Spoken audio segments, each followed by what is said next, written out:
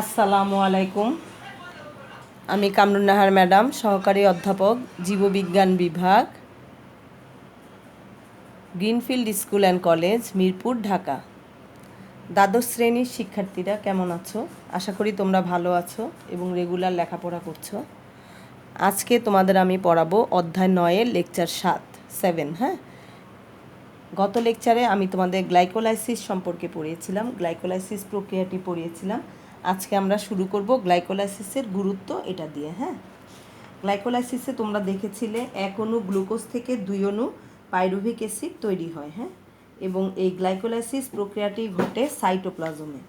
আজকে আমরা দেখব এই গ্লাইকোলাইসিসের গুরুত্ব বা তাৎপর্য কী। ঠিক আছে, গ্লাইকোলাইসিস হচ্ছে সকল জীবকোষে গ্লুকোজ জারণের একটি পর্যায় এবং বিক্রিয়াগুলো সকল জীবে প্রায় একই রকম।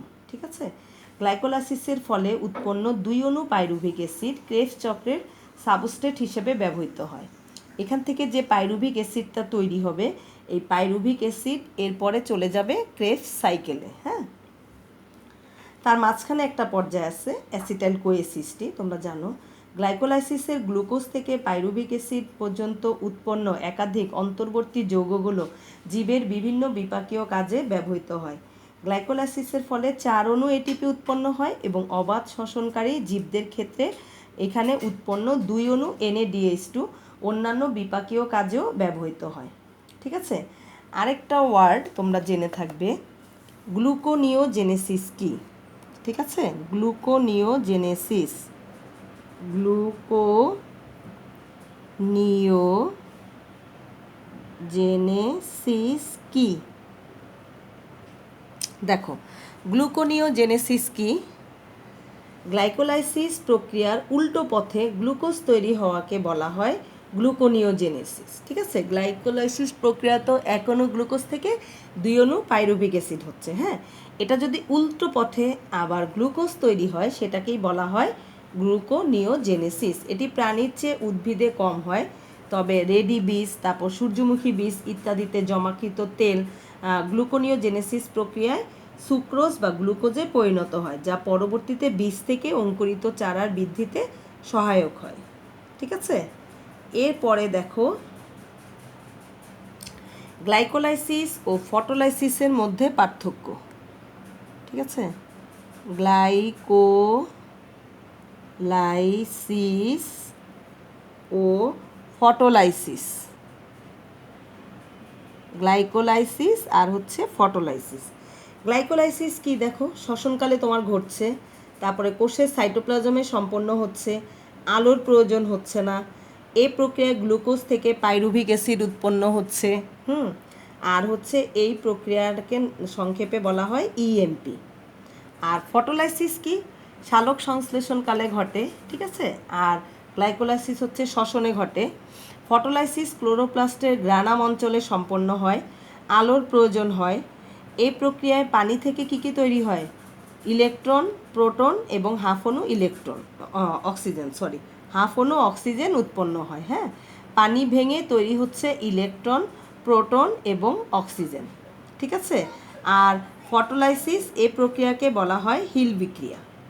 ঠিক আছে, আচ্ছা, এরপরে তোমাদের জন্য ইম্পর্টেন্ট হচ্ছে ক্রেবস সাইকেল। ক্রেবস সাইকেলটা আসলে এখানে বোঝালে ওইভাবে হবে না, ক্রেবস সাইকেলটা আপাতত অফ রাখি, যদি পরে আমাদের দরকার হয় তখন আমরা পড়বো। হ্যাঁ, টেস্ট পেপারে যদি বেশি পাই তখন এটা পড়ে নেব।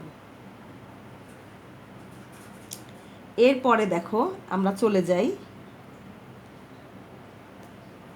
গ্লুকোজে মোট কত শক্তি তৈরি হয়। ঠিক আছে, এই যে আমরা গ্লাইকোলাইসিস পড়লাম সবাত শ্বসনে মোট কত অণু এটিপি তৈরি হয়, বা সবাত শ্বসনের এটিপি অণুর হিসাব। হ্যাঁ, সবাত শ্বসনে শক্তি উৎপাদনের হিসাব, এটা ইম্পর্টেন্ট। সবাত শ্বসনে শক্তি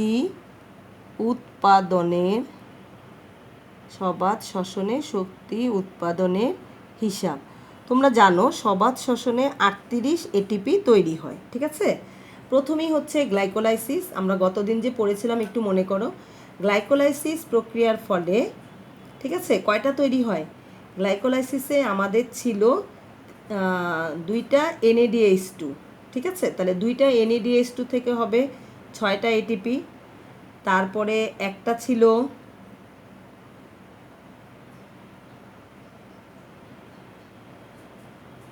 ঠিক আছে, আর দুটো ছিল ATP। ঠিক আছে, আর ওখানে আমার 4টা ATP তৈরি হলেও গ্লাইকোলাইসিস প্রক্রিয়ায় আমার দুটো ATP খরচ হয়ে গিয়েছিল। ঠিক আছে, আবার এদিকে হচ্ছে তাহলে তুমি কয়টা পাচ্ছ? 6 আর 2 8। ঠিক আছে, গ্লাইকোলাইসিস প্রক্রিয়ায় তুমি পাচ্ছ 8টা। গ্লাইকোলাইসিস তুমি পাচ্ছ 8টা ATP। এরপরে পাইরুভিক অ্যাসিড থেকে যখন কোয়ে হয়, সে পাইরুভিক অ্যাসিড জারণের ফলে উৎপন্ন হয় দুই পাশ থেকে দুটো NADH2। হ্যাঁ, তাহলে পাইরুভিক অ্যাসিডের জারণের ফলে, তাহলে এখানে পয়েন্ট দাও, পাইরুভিক অ্যাসিড জারণ। হ্যাঁ, পাইরুভিক অ্যাসিড জারণের ফলে তোমার দুই পাশ থেকে তৈরি হচ্ছে কয়টা? দুটো করে NADH2, তার মানে 6 অণু ATP তৈরি হচ্ছে।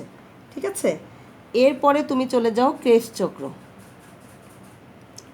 ক্রেবস চক্রে তোমার তৈরি হচ্ছে 3 3 6টা NADH2, তাই না?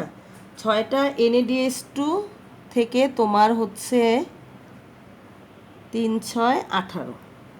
6টা NADH2 তৈরি হচ্ছে।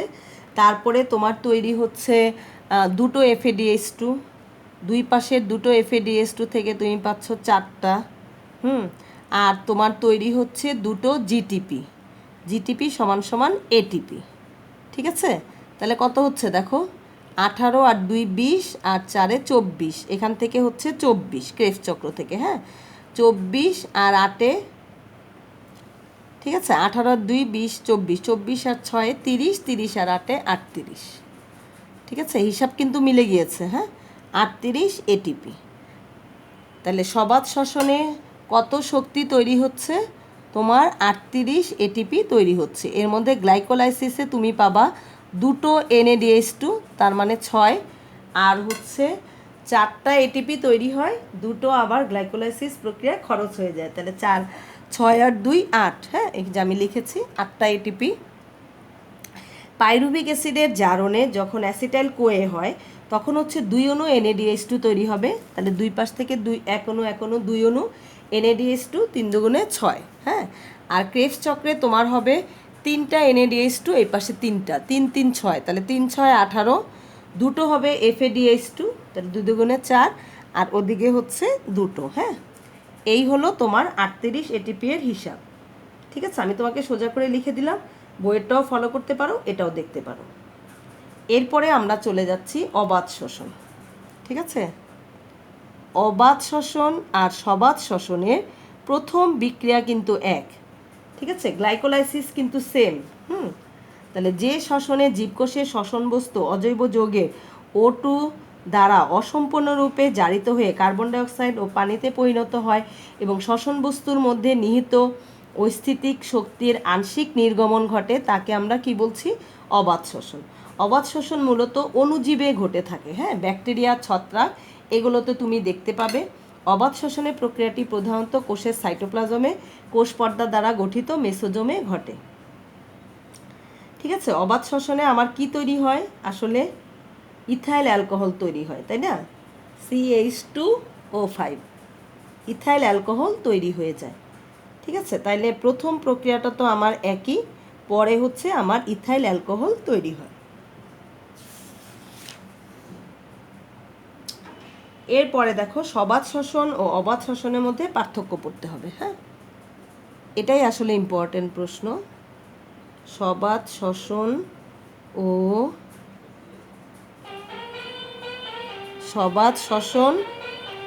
অবাত শ্বসনের পার্থক্য।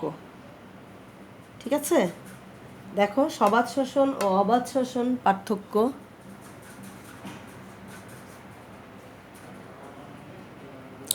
সবাত শ্বসন ও অবাত শ্বসনের মধ্যে পার্থক্য। সবাত শ্বসনে দেখো মুক্ত অক্সিজেনের প্রয়োজন হয়, আর পাইরুভিক অ্যাসিডের সম্পূর্ণ জারণ ঘটে।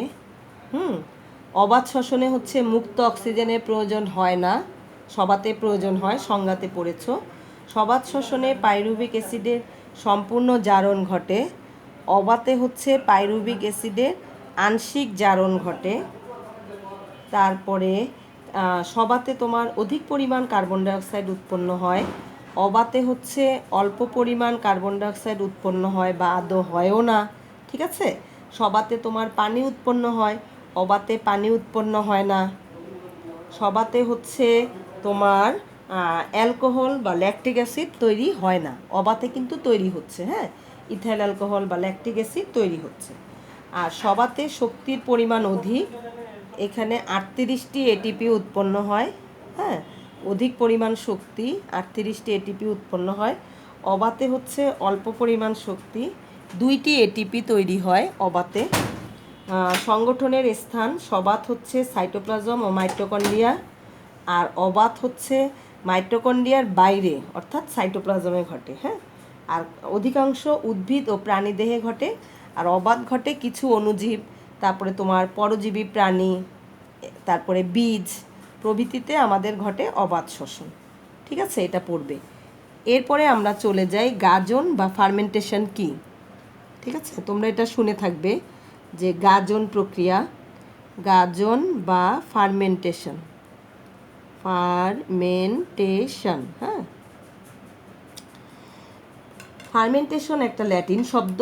ঠিক আছে, ফার্মেন্টেশন এর বাংলা শব্দ হচ্ছে গাজন বা সন্ধান। এটি এক প্রকার অবাত শ্বসন যা প্রধানত অণুজীবে ঘটে। হ্যাঁ, এর প্রকৃত অর্থে গাজন হলো অক্সিজেনের অনুপস্থিতিতে জীব দেহের বা অণুজীবের দেহস্থ এনজাইমের সাহায্যে বিভিন্ন জৈব যৌগের রাসায়নিক পরিবর্তন, মানে একটা থেকে আরেকটা চেঞ্জ হবে, আর হচ্ছে অক্সিজেনের অনুপস্থিতিতে। ঠিক আছে, তাহলে প্রকৃত অর্থ কি?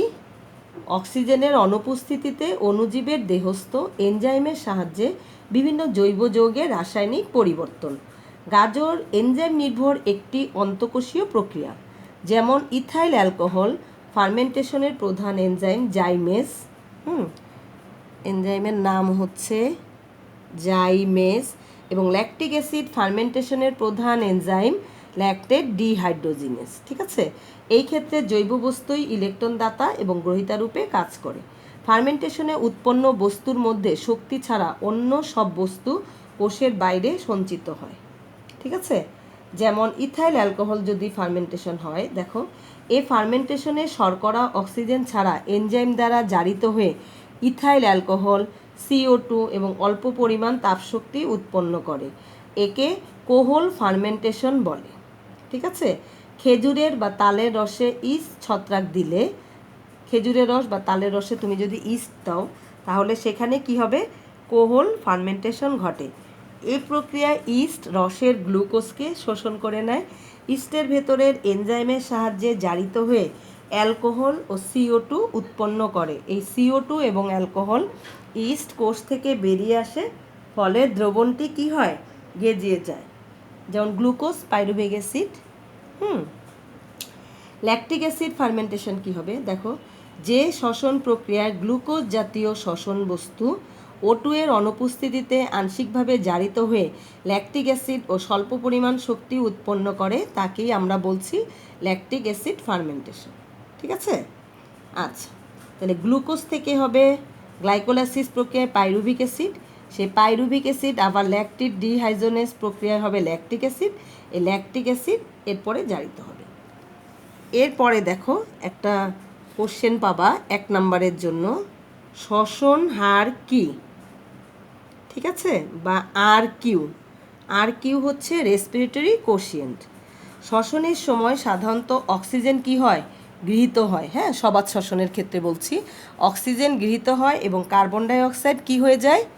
বের হয়ে যায়। হ্যাঁ, অক্সিজেন গৃহীত হয়, কার্বন ডাইঅক্সাইড নির্গত হয়। নির্ধারিত সময়ে শ্বসন প্রক্রিয়ায় গৃহীত অক্সিজেনের সাথে নির্গত কার্বন ডাইঅক্সাইডের পরিমাপের অনুপাতকেই আমরা বলছি শ্বসন হার। ঠিক আছে, তাহলে এই শ্বসন হার হচ্ছে আর কিউ সমান সমান নির্গত CO2 এর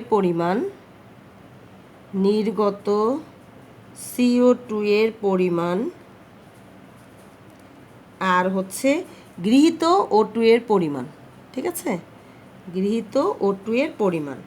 তাহলে এটা যদি আমরা করি, দেখো কত অণু যাচ্ছে, 6CO2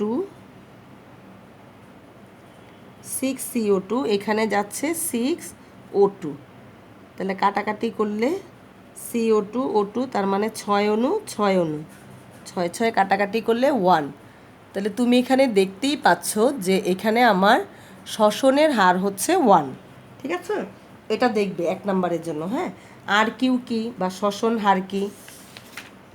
এরপরে তুমি চলে যাও বিভিন্ন শিল্পে অবাধ শ্বসন তথা ফার্মেন্টেশনের ব্যবহার। ঠিক আছে, বিভিন্ন শিল্পে অবাধ শ্বসনের ব্যবহার, এটা আসলে তোমার 4-এর জন্য আসবে। বিভিন্ন শিল্পে